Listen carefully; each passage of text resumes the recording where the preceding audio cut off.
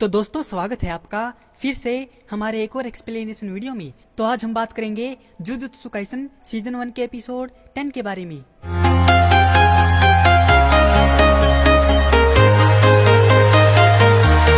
Episode की शुरुआत में हम देखते हैं एक बैक सीन जिसमें जुनपे योशिनो कुछ अपनी जैसी सोच वाले दोस्तों के साथ सातोजाकुरा हाई स्कूल में मूवी क्लब चलाते थे। वे लोग कुछ बदमाश स्टूडेंट द्वारा धमकाए जाते हैं। वो लोग इस बात का दावा करते हैं कि ये रूम उनका है और तुम लोग इसे जल्दी से खाली कर दो। योशिनो वहाँ से उठकर जाने लगता है तो उसकी एक डीवीडी उस बदमाश स्टूडेंट के पैरों के नीचे गिर जाती है। तो वह उससे अपनी डीवीडी मांगता है, लेकिन वह बदमाश उसे डीवीडी नहीं देता और अपने पैरों के नीचे दबा लेता है और योशिनो को पीटने का फैसला करता है। बदमाश स्टूडेंट के मंसूबों को देखकर योशिनो के दोस्त वहां से भाग जाते हैं और वह बदमाश अपने ग्रुप के साथ योशिनो को पीट देता है। इसके बाद हम प्रेजेंट में देखते हैं कि योशिनो महितो के साथ जापानी वर्ड प्ले के बारे में मशहूर कहावत the opposite of love is indifference के बारे में बात करते हैं। महितो ने योशिनो को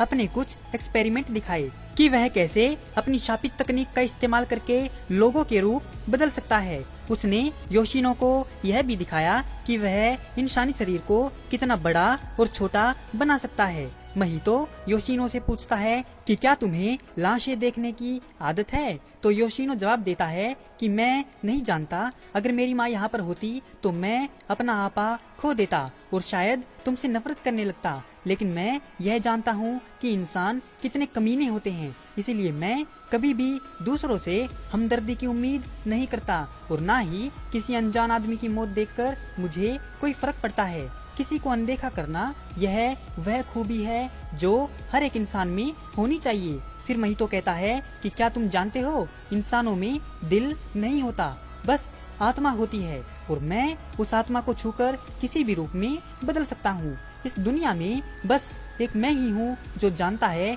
कि आत्मा कैसे बनती है। हमारे एहसास आत्मा के मेटाबॉलिज्म से जन्म लेते हैं। आत्मा मशीन जैसी होती है, उसमें दिल नहीं होता। इंसान जिस चीज को नहीं देख सकते उसको बड़ी अहमियत देते हैं, लेकिन मैं उसको देख सकता हूँ और आत्मा स्पेशल नहीं होती, वो हमारे शरीर जैसी ही होती है। जिंदगी की कोई अहमियत नहीं होती, जिंदगी बस चलती रहती है, बिल्कुल समुद्र के पानी की तरह।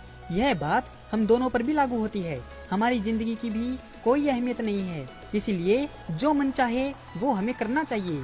जिंदगी अपने हिसाब से जीनी चाहिए। बेरुखी के उसूलों की वजह से जिंदगी खराब मत करो। जिस तरह हमें भूख लगती है तो हम खाना खाते हैं और नफरत होती है तो हम जान भी ले सकते हैं, और मैं तुमसे वादा करता हूँ कि मैं तुम्हें उस लायक जरूर बना दूंगा।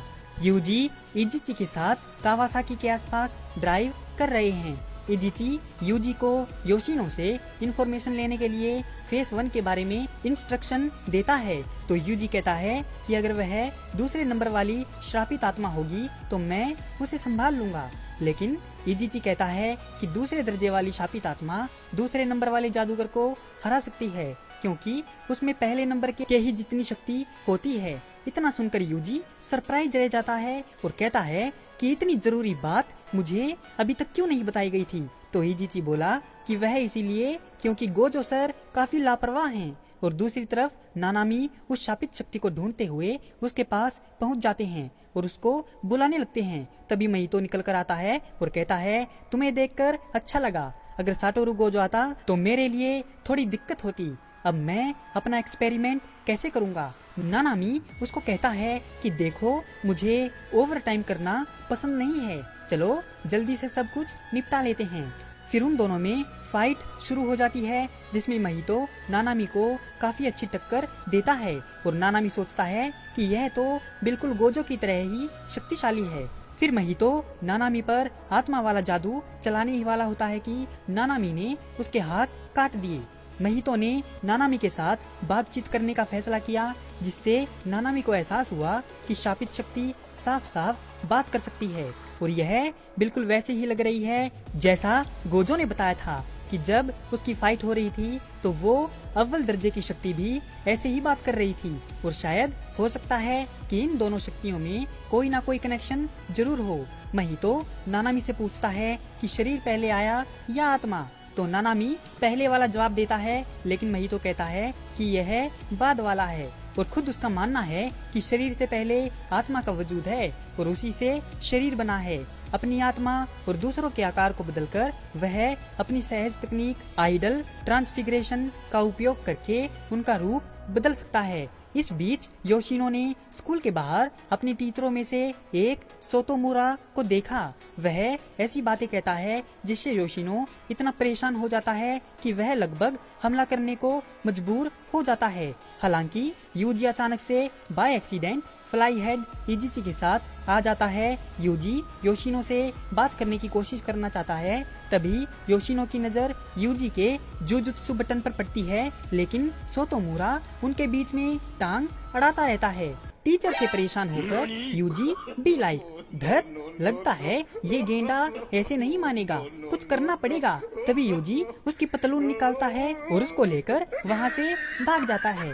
तो वह टीचर भी शर्म के मारे उसके पीछे भागने लगता है और गायब हो जाता है। इतने में ही यूजी उसके पीछे से आता है और उसको खोपचे में ले जाता है बातें करने के लिए। और दूसरी तरफ नानामी और महितो अपनी फाइट कंटिन्यू रखते हैं। नानामी महितो द्वारा अल्टरनेट साइज में अपने लिए इस्तेमाल किए जाने वाले बदले हुए इंसानों को रोकने का इंतजाम करता है। नानामी को जल्दी एहसास हो जाता है कि यह मैचअप उसकी तकनीक के लिए खराब है। महितो तेजी से उसको चकमा दे देता है और नानामी की आत्मा को नया आकार देने की कोशिश करता है। हालांकि नानामी अपनी शापित शक्ति से सुरक्षित अपनी आत्मा की रक्षा करने का इंतजाम करता है। वह अब घायल हो गया था, लेकिन उसका रूप नहीं बदला था। महितो कहता है कि उसने 2 या 3 बार और उसको छू लिया तो वह इंसान नहीं रहेगा, वह भी एक अभिशाप बन जाएगा।